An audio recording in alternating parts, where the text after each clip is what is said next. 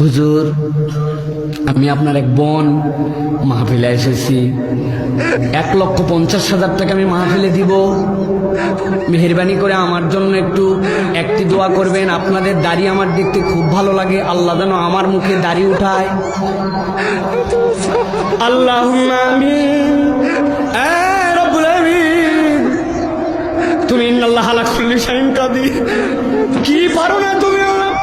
আল্লাহ, আমার বোন 1.5 লক্ষ টাকা দিয়েছি, লক্ষ লক্ষ মানুষকে নিয়ে হাত তুললাম, মেহেরবানি করে আমার বোনের মুখে তুমি দাড়ি উঠাইও। সারাদিন এই আমিনার দোয়া করলে মহিলার মুখে দাড়ি উঠবে। ঘুমাই গেছেন আপনারা? দাড়ি উঠবে। কোন মহিলা আপনার এরকম বেকুব আছে নাকি 1.5 লক্ষ টাকা দিয়ে দাড়ির দোয়া নিবে?